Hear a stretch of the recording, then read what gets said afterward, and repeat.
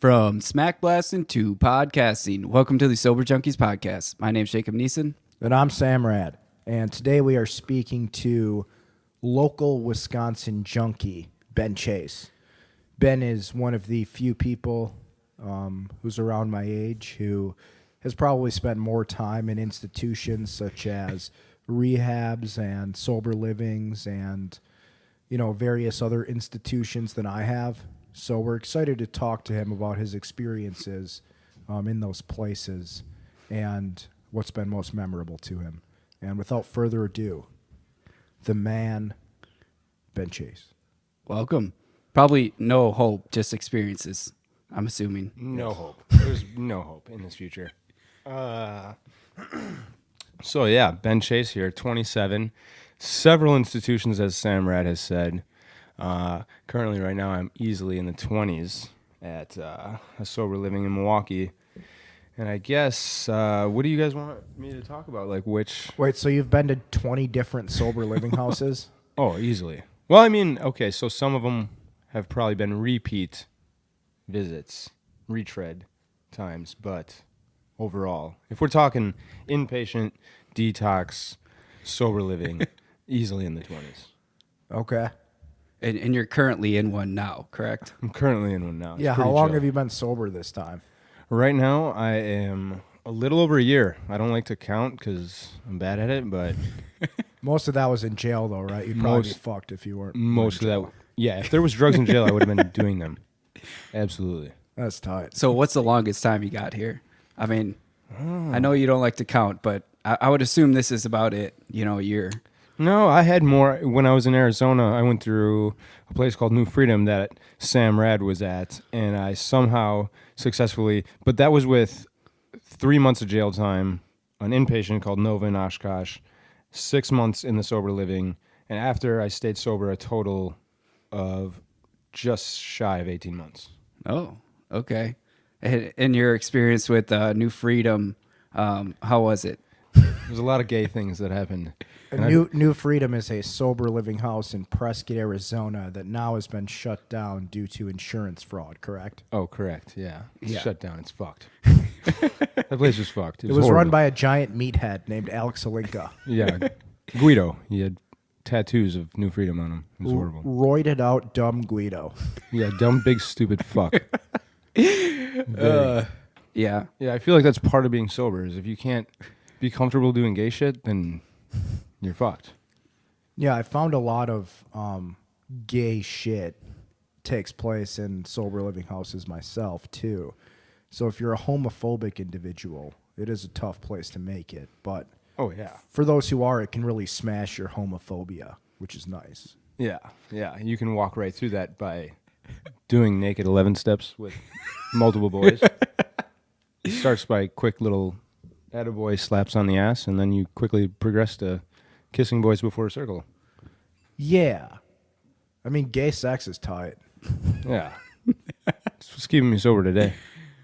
So what was the, why do you keep coming back? Why do you continue to do sober livings? I mean, you're at 20 at this point. I mean, what's the purpose? There's got to be something that you found early on that you want to happen again, you know? Yeah. Okay.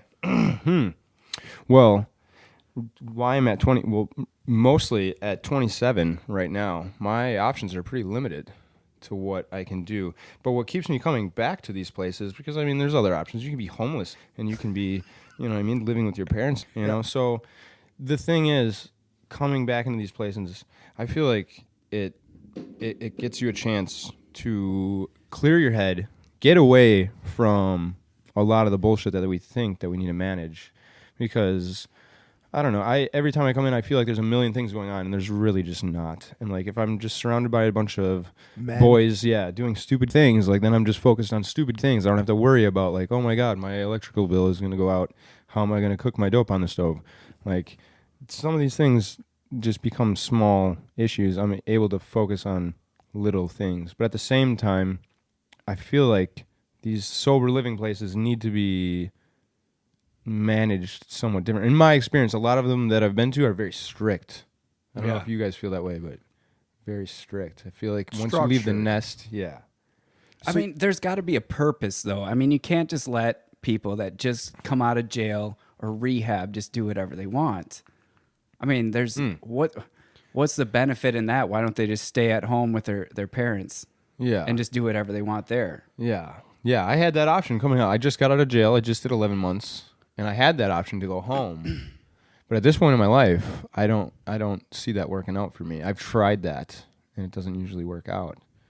Yeah, so a little background on Ben quick. So I went to high school with the man.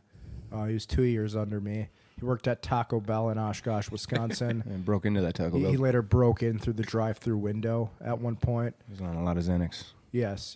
And I ran into Ben again in the mountains of Prescott, Arizona, roughly 4 years after high school was over. And there he was, addicted to drugs. Oh, yeah, horribly. I remember going to parties and looking at Sam Rad, and Sam Rad would be on the chair. Everyone would be drinking, partying, having a good time, and Sam Rad would be begging whoever had Oxycontin for 40s or 20s or just a bump, fam. Come on, man. I got my PO visit tomorrow to be out of my system. Yeah, I mean, I remember looking at Sam Rad and being like, wow. That guy's fucked. That guy's fucked. Yeah. You know what I mean? But I'm not that guy, so I'm all right. And then look, like he said, a few years later, we're at the same fucking shithole town, Prescott, Arizona, full of dumb fucks. And a few years even after that, you're still in sober living. Yeah, and a few years later, like look at me now. Look at Sam Rad. Me pointing him out being the stupid dumb idiot. And now I'm that dumb stupid idiot. Yeah, you're a real piece of shit. Yeah, real piece of shit, real big. Yeah. So you were in jail where? How was that? I was in jail well, I've been in jail multiple times, but this most recent time was Prescott, Arizona. So, Camp Verde, Arizona. It's Yavapai County. It was pretty fucking horrible. I got extradited from Ozaukee County. How did that process take place? Did they pick you up at your parents' house? Did they pick you up at jail? And then, just you sleep in a van until you get there? Kind of like the whole experience. So obviously, like I get extradited out there. So my charge originated out of Yavapai County, and they put out a warrant for my arrest when I stopped showing up for probation. Then I got put on for a felony drug paraphernalia. One syringe got caught in my buddy's truck. A syringe fell out of my pocket as I was stepping back into the truck, and they charged me with felony drug paraphernalia. So fast forwarding. Obviously, things are going out. I mean, black tar heroin out there is $600 an ounce, and crystal methamphetamine is $200 an ounce, and it's sunny all the time, so it's not too hard being homeless and living out of a car. And at some point, I realized, okay, everything is pretty fucking shitty. I'm not really getting anywhere. I'm continuously losing everything around me, including like my vehicle, my girlfriend, my job, and like ultimately, mostly just my sanity, my peace of mind. So I fly back home to Wisconsin, and things just continue to get worse. I try to stay on Subutex for a period of 2 months, and I think things, in my mind, they're all right. They're not that bad. Things aren't horrible. I'm not shooting dope every day, but I'm still melting down Subutex every day, and that's fucking horrible. So then, after a while, I look online, and I see that this warrant is nationwide. And I'm like, I can't believe this. I'm like, a syringe, a drug paraphernalia syringe, is turned into a nationwide warrant. Like, they want to come get me. And I kind of talked to one of my lawyer friends, and he says, yeah, you're fucked. You're going to go away. And they're going to come get you wherever you are. What a great feeling. Oh, yeah. Hey, there's really nothing you can do. You're pretty much fucked. Get ready. Yeah. Basically. It's just like always looking over your shoulder every time I see a cop pass. Like, they're coming for me. Oh, my God. And so we started this like little thing where me and Cassie were, that's my girlfriend, we're going to the local Piggly Wiggly, and we could take like pig, razor dude. heads. Yeah, the pig, dude. Shop the pig. That's the slogan. And I would shop. I would cop from the pig. Yes. Yeah, we would steal from there a lot. Yeah, the pig was the place to rob. The pig was the place because you could rob them and then return things to them, not for gift cards, but for cash. They would give you cash. What? Yes. Wow. Yes. Piggly Wiggly and Cedarburg hit it up. No. So anyway, so I'm doing this like every day, just so and I'm not even like getting high. Again, I'm taking Subutex, but my life is so shitty and I can't get a job that like I need that just for cigarettes and food every day. So I'm stealing from Piggly Wiggly, not food because I need food, but like fucking razor heads so I can get cigarette money. And at one point, I walk in. How much meat did you stuff in your pocket? In my like at Piggly Wiggly, did you just go down to the produce aisle and say, I also need some meat with these razors? I need meat, but I'll just put it in my pants. Stuffing ground chuck in your pocket. Taco dip with Doritos crinkling through my pockets. I'm trying to run out the front door. Yeah. So yeah, when I'm stealing there, eventually they catch on like they always do, and I walk in one day and I get this like look from everyone in the store. Everyone in the store looks at me like real fucking apparent, like mugging me. And I'm just like, you know, I don't know if you know, but like I get this feeling in my gut like, ooh, this is bad. There's something wrong.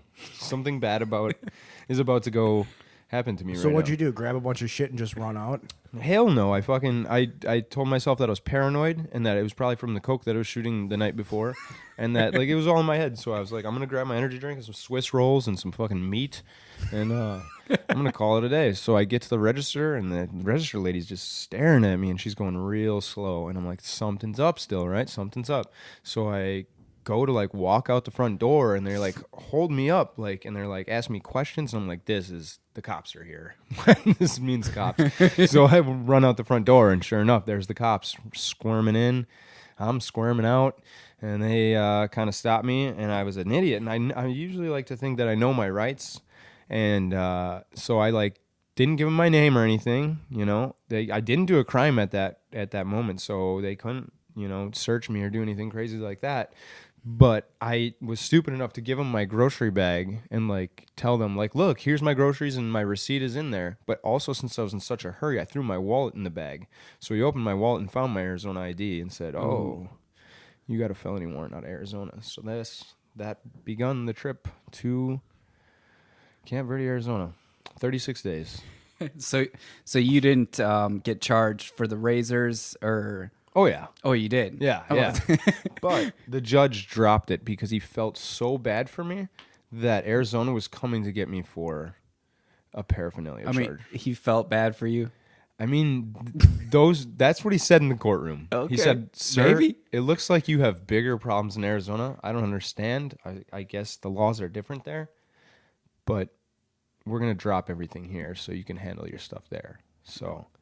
Well, that's nice of him. I think he wasn't being nice. I think it was mostly they could not legally extradite me until my stuff in Wisconsin was cleared up, and the judge was probably like, sense. Fuck it. Yeah, too much money to waste keeping him here. You know? Yeah. Just get him the fuck out of Get this piece of shit out of here and smell him from the courtroom. It's horrible. So are you ever going to like stop going to jail and sober living? Currently, no, because I'm in sober living. Do I want to? Yeah, I want a life. I want to be able to not be in those types of places. But right now, I don't really have the option. You realize you're like a loser, right? Yeah, I mean, yeah, I just said I was a piece of shit, you stupid fuck. Like, pay attention. Fuck. Do you think you're God, dude? Do I think I'm God? No, I don't think I'm God. I don't believe in God sometimes. Do you think you're God? Yeah. That's why you're my higher power. So why do you think we should collectively, reduce the structure of sober living and not be so strict? Because I think there should be different options of sober living. I think some people are super fucked, right? Probably should have a lot more structure. Definitely. Some sober livings should probably just be middle of the ground, and then some should just have loose structure where there's basically you can just do whatever you want. I think that is out there, really. I mean, you have different types of sober livings that, currently they make you do a whole lot of shit, including counseling. They make you come home at a specific time. And then there's some sober livings that literally don't do anything. You just have a place to stay. So there is quite a few options. I don't know if that's the case in Arizona, though. And I think that's what you're referring to. Yeah, I feel like you're absolutely right. There is a lot of different options and there's a lot of different places to go that have different rules, but I feel like there is like almost like this trend that's going along with like the opiate epidemic that's sweeping the nation, that all these treatment centers are opening up and they're just like throwing in counselors and they're throwing in like someone with a license or a degree, and they're just charging the shit out of your insurance because it's a quick way to make money. And I feel like a lot of places are doing that. And I don't know if that's related to like what you were just saying about like the structure wise and stuff, but I feel like there's just like a general like overview of the rules and regulations of these treatment centers, like no talking to girls, no doing this. Now we have counseling at this time, and at that time you're going to be there for 2 hours, and then after that now we have circle at the house, and then after that you have to go to a meeting, and after that you have to stay at the house. And it's like, Right. you know, some But of this stuff is leaving aside the money that's being generated, and whether or not these people are purely motivated by making a quick buck, like, do you think that there's a better way to do it as far as just maximizing the client's likelihood of achieving success or being sober? I mean, it seems to me that the structure in general, money aside, is useful when it's not completely gone overboard with. Yeah, I think, yeah. And that, I mean, look at my own experience when I went to New Freedom. Like I said, most structure I've probably ever been in a place, and also it generated the most clean time that I've ever had. So, I mean, is there something to say about that? Yeah. Probably, yeah, But at the same time, do I think that that's going to, like, work every time? Because at some point, you have to, like, move on, and you have to do, Right. like, life. Not if you're Eric Vo. Not if you're...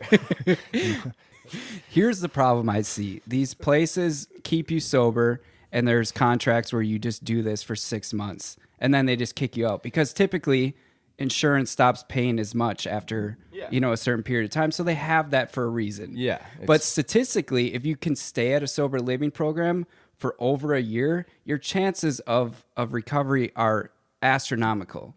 But you can't keep people there and then keep your clinic running financially. Yeah. It's just your so it's insurance pretty isn't going to pay for it. Right, exactly.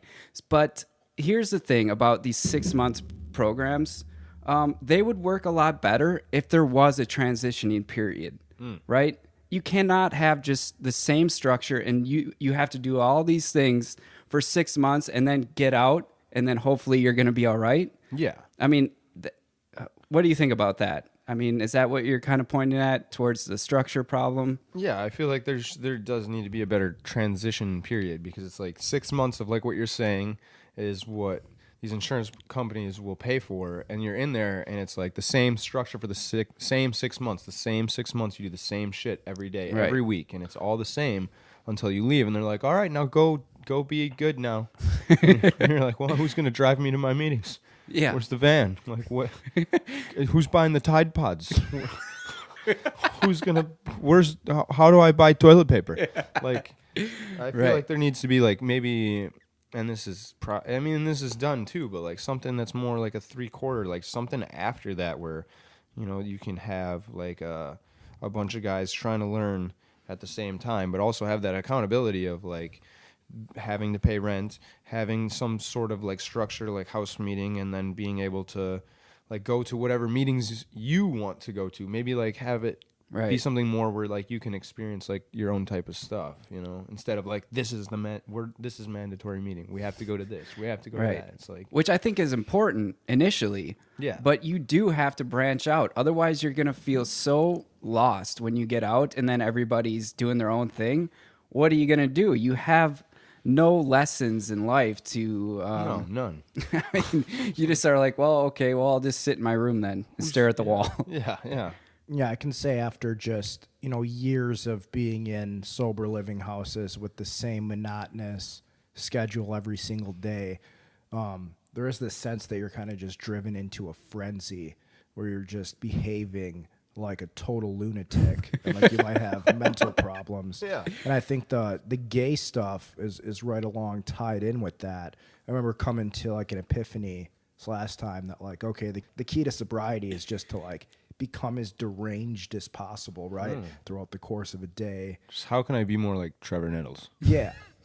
Because I see people come in and they're pretty normal to an extent, right? They're not like super bad guys and they haven't shot up or anything. And by the time they're done with their 6 months too, which this touches on a different part of the problem. I mean, these are like, they're being told how sick they are over and over again. And they start to believe that. Yeah. By the end of it, they're talking about, do heroin now. Before they were addicted to like, fucking Keystone Ice or some shit.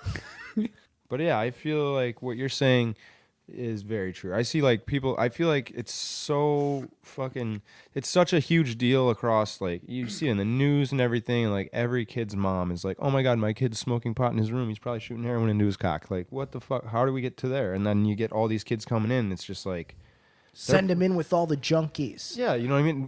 Like, okay, how do you guys feel about like, and this crosses my mind sometimes, and probably just because I wish it was me, but it's definitely not. But like, what do you guys think about like the fact that, okay, these heroin is huge right now. Pills, heroin, like opiates, that stuff is like every day. Like I remember being in high school and I was the only one like nodding and drooling on myself. Like there was no one else like snorting Oxycontin off their desk. That was me. Yeah. And now it's like, I feel like it's like a lot more. Like maybe not like half the class or anything crazy like that, but there's probably like 3 or 4 kids like you know what I mean, nodded out.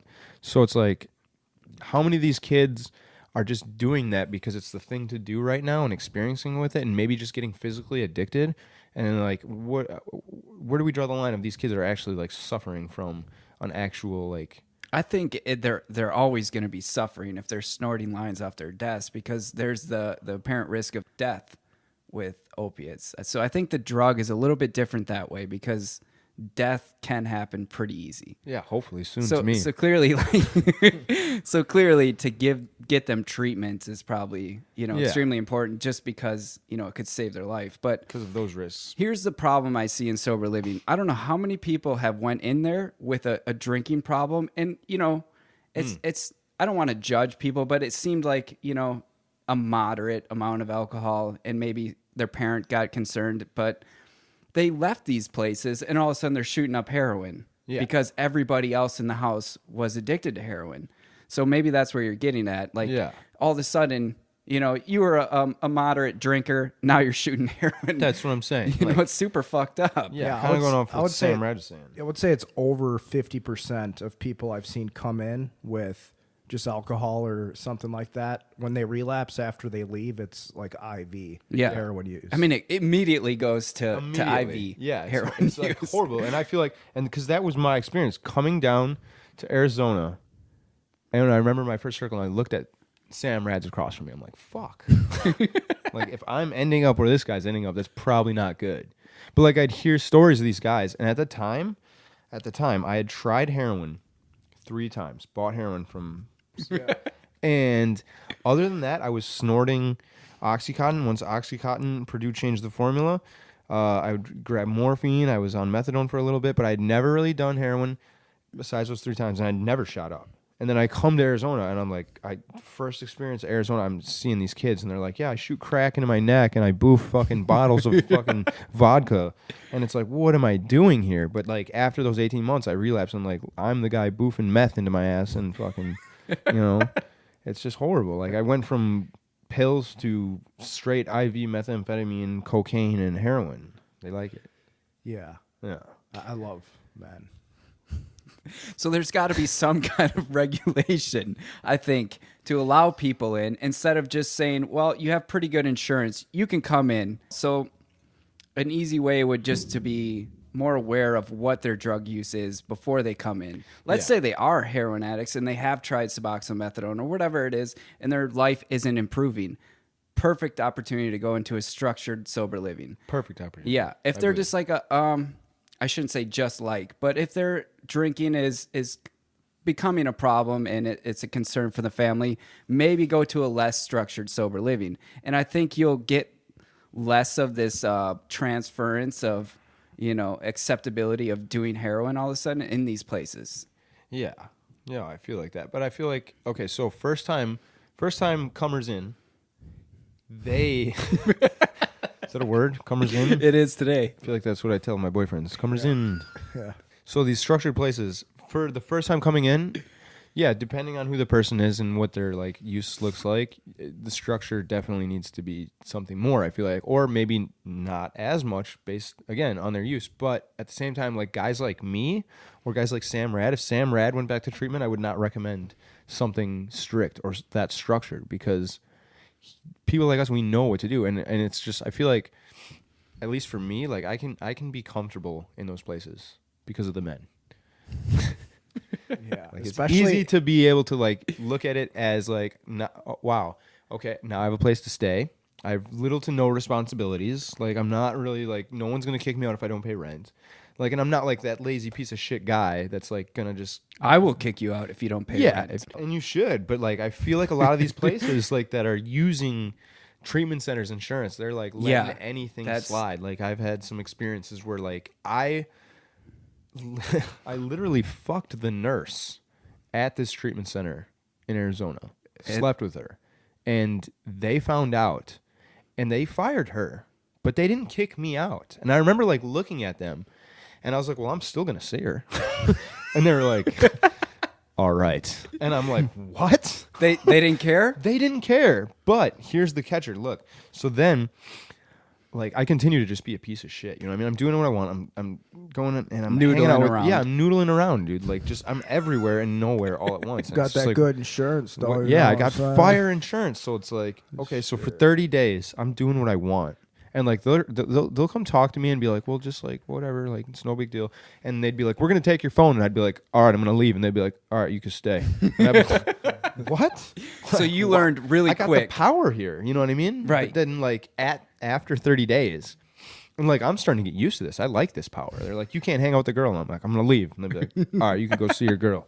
And I'd be like, all right. And then now at 30 days, like they're like, all right, you need to quit your job. You need to give up your phone, and you can't see this girl. And I'm like, I'm gonna leave. And they're like, all right, get the fuck out. I'm like, oh, wait a minute. Insurance stopped paying. Yeah, insurance obviously. was like, yeah, I guess like for that place that if you didn't like stay the first 30 days, they wouldn't pay. But if you made those 4 weeks or 28 days or whatever it was, those first ones, they would at least. That's because the amount that you can charge for IOP, intensive outpatient, is probably tenfold to what you can. Oh yeah, for, and PHP is even more than that. And yeah, so like it would be PHP and then IOP, and right. You know, let's kick them out and then you can start all over. So that's what I'm. There's got to be some kind of regulation. I think there is also coming soon. I think insurance companies are just catching on also. So hopefully it'll solve the problem, but I doubt it. So what would you say is the most interesting experience you've had in sober living? Like the most memorable? The most memorable experience I've had in sober living? Well, I've had quite a few. What do you mean by memorable? Like the funniest? There's got to like be the something most that way sticks off out. thing that I've done? The most like the gayest shit that I've seen or been a part of? Like, what are we trying to? Well, someone you gotta be more specific. There's someone nothing did that's take like, a shit out a window here. Yeah. Remember that? Yeah, That would fall Little into the Beak. category. That was pretty memorable. Yeah. Snapchat. I mean, that's another part of being sober. You got to be gay and you got to be good at Snapchat. You got to record everything. So how many guys would you say you've slept with in sober living? In this room, both of them. Both you and Jake I've slept with. Who do you think's the hottest guy in Milwaukee, like recovery community? Ooh, that's a good question. Definitely Ben Chase.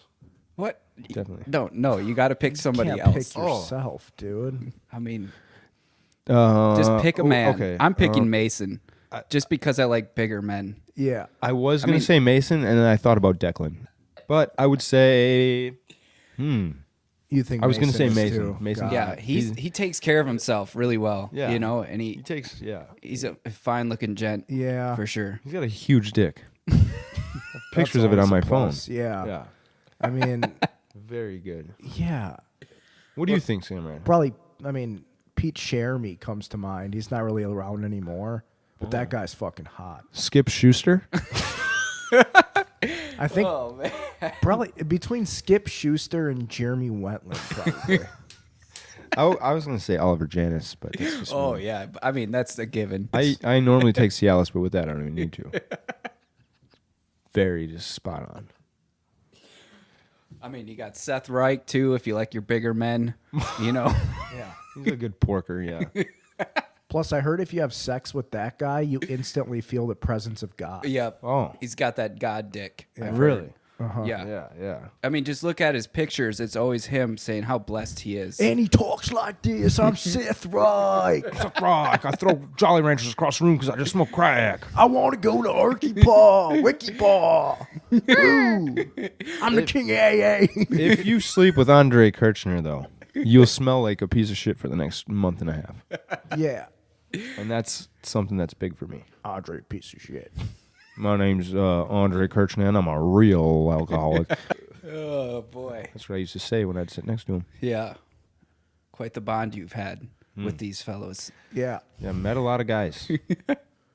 Some girls are yucky. So what do you Mostly think? guys. What do you think it actually hinders your sobriety, basically, when you cannot talk to women?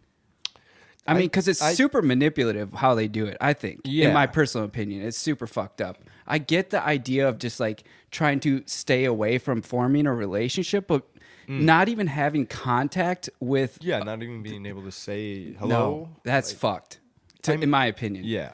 And I agree. I feel like to some extent it is better for some guys because some guys, yeah, they'll just get way off with it, like Samrad. But I feel like that it's too. I mean, like my first experience with the girl band thing was in Arizona, and it was super like fucking weird because they were like, all right, no talking to girls, and like I remember my first day we used to have to go to this meeting called Birds. It was called Birds because it would be early as fuck in the morning. I'm talking 6 o'clock. Wake up at 5. Let's go to Birds. And people actually attended this? Oh, yeah. It was forced. Oh. It was forced. A bunch of people got pissed. Remember, what was that gay Armenian dude who jerked off and he like wiped it off on Harrison Spiegel's pants? And then we used to say, jerking at Birds. I mean, which gay Armenian dude? There was like 6 gay Armenian dudes that jerked off and wiped it on Harrison's pants. Yeah, I was one of them. But anyway, at that meeting, I remember I talked to a girl. A girl talked to me, and Q came up to me and was like, "You're gonna drink because of this." And I'm like, "What? I don't think I am." And like, I guess the point of that. So you're on girl band until you like reach a certain point in your steps, which like helps you motivate your steps, but in a way off way. You know what I mean? Like, I'm only doing this so I can have sex. Yeah, pass all of it then, just to speak like, with a woman. Oh my God, I gotta get there as soon as possible. And then, like, once you get there, after not talking to any girls, you're a fucking weirdo. Yeah, you're a fucking weirdo in that circle. They ask you, they're like, all right, who is she? Like, who have you been creeping on? Yeah. Who knows that you're their predator? And then they go on their Facebook and check these women out for themselves as if they're, you know. Yeah, they're going to cock block you. Yeah, it's super fucked up. I mean. Cheddar Bob. Fucking, it's just like, and they're like, and then they just force you, like, you have by tomorrow to go on a date with her. And you're like, what? I haven't even talked to a woman besides my mom in 3 months. And I was like, what? Like, I feel like there's a way better way to do it. Yeah, there has to be. There's got to be. I think just allowing you to speak with them, but not actually have contact with them, you know, like on a physical level would be much more appropriate. And yeah, that's what you have the men for. You just get physically inappropriate with them. With the women, I feel like you need to have that little bit of space away from them to be able to focus on yourself, but not completely. That's not the real world. No. Like, come on. You're just living in this bubble. I mean, I see some utility to it just because just talking to women, too, can be a slippery slope. I mean, I know when I get sober, or most of the times when I have in the past, like, I'm just so full of self-loathing and, like, so convinced that I'm just a totally worthless person and I've never accomplished anything that, like, that is I just how you want are. to. Yeah, I know, but I've gotten better at deluding myself into thinking I'm decent these days. But back then, I would just try to, just mark up tallies. Like, how many girls can I convince to have sex with me? I mean, that's really all I would think about once I got sober. The more tallies you have, the better you're going to be. The more tight I must be. Yeah. That makes sense. That seemed like a weird thing to be preoccupied with because, No, it makes sense. But you didn't do that this last time. I mean, you met somebody and you're still with her today. Right, but that, again, I think is an outlier in how it usually is, for me anyway. Yeah. Like, I just got lucky this time and things worked out. But in general, man, I'm just trying to smash anything that'll let me, as long as it's not like over 500 pounds and isn't infected with like different ailments that can fuck me up for life. Even if it is, like if it's like decent and I have, you know, It's curable. What's it? Is it the disease or the... Yeah, what are we talking about? Are we talking about disease. Oh, okay. So curable diseases are okay. Well, yeah, I'd strap up too, because I don't Yeah. even care about the sex. I just care about the tally. Oh, okay. So just one pump chump, I'm out of here, I got the tally. I would be at Roots and I would lie and say that I would go on a run. So I go fuck one of my friend's cousins. Yeah. She'd pick me up. Yeah, I remember those days.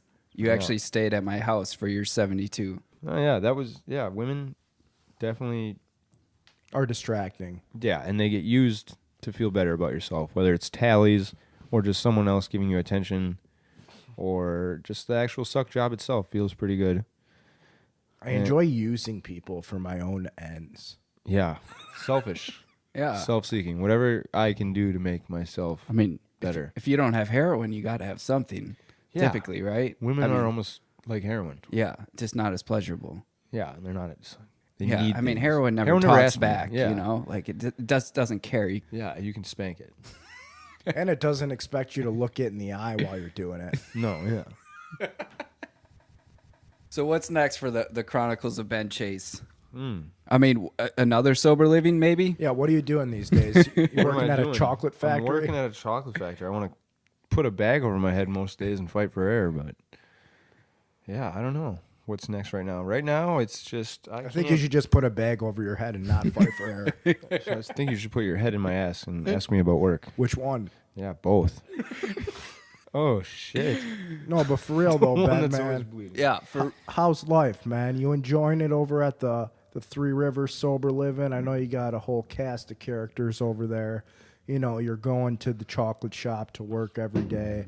You've been through this before. It's probably better than being in jail, so I'm sure there's some silver lining there. But what, do you have some kind of structured plan for what you're going to do this time so that you don't die or end up, you know, back in jail or... You know? I mean, I don't want to keep doing this. It would probably be better to just die at this point. But coming out, I mean, 11 months jail, you don't really know much about how to life at this point. So, I mean, I had 11 months to really reflect on my shitty fucking life and realized, like, it was pretty shitty. And I needed to do whatever to get out of it. And right now, I guess, right now, this place, it's, like, fucking pretty chill because...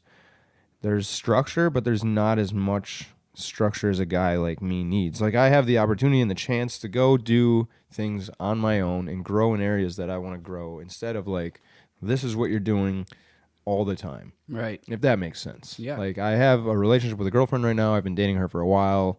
And, like, most places you go to, they'd be like, nope, break up with her. Like, you're sick. She's sick. Yeah, I don't know. Okay, so life after this, who fucking knows? Probably death. Yeah. Hopefully not, though. I mean, you sound depressed when you say it that way. oh, well, no. and you 'cause don't it's- have any more hair. Well, yeah, my hair's gone. My life is gone. Everything's just falling apart. It's just really sickening. I'm 27 years old. I'm in sober living. Right. I have 3 felony charges. Yeah. You know, I So don't you're really have hopeless. much. Yeah, I'm not. I mean, yeah, pretty hopeless. Pretty fucked. Right. So it's like, well, now what? Right. What does a guy who's fucked do? I mean, the thing is, I think each one of us have felt the same way. You know, at some point, we always feel fucked. We've all been fucked. And there's always a silver lining, because, I mean, I look at people like this Roy Boy guy who's 50, somehow isn't dead yet. You know, he's a junkie and he's 50, and, you know, a while ago he decides that he's dope sick, so he's going to rob his heroin dealer, you know, gets run over by a minivan in an alleyway and gets put in a wheelchair. That's awesome. You know, like... I feel like guys like me can't die. And it's not because, like... Right. It's not because of any stupid reason, like, oh, we can't die because we have a purpose to be here. Because I feel like, well, maybe there's some of that, but, like, I feel like guys like me who are fucking out there noodle grooving in and doing weird shit, like, we can't die because that's easier. Like, if there is a God, he's looking at us and he's going, like, no, That would be You too fucking have easy. to struggle. Like, you have to struggle. You have to be hit by minivans and crippled by your drug dealer because you're a dumb fuck. Yeah, I've had sponsors tell me that I'm not one of the people who's, lucky enough to die. But my main philosophy on this, too, is that you know what's going to happen if you do drugs, basically. Well, you know what's not going to happen. Your life's not going to be tight or cool or enjoyable to live. But if you don't do them for long enough, I'll get a Ferragamo belt. ideally, but I mean, in general, your life, there's at least an opportunity there for things to fall into place and for your life to be tolerable, if Right. not actually enjoyable. And who knows how long that takes? I mean, it could happen right away just by dint of luck and circumstance, Right. or it could take a while. But either way, in the meantime, you'll probably be slightly less miserable. All right, well, good luck, Ben. Yeah. Yeah, I'm probably fucked. Did you hear that? Holy shit. Yeah. Maybe this time, maybe. I'll be praying for you. Yeah. Yeah, maybe you should. Maybe not, though, because it's probably a waste of time. No, it definitely is. Yeah. I'll never get a Ferragamo belt. I'll never own a cat again. Yeah. So, yeah. All right. All right. Well, thanks for tuning in. Until next time.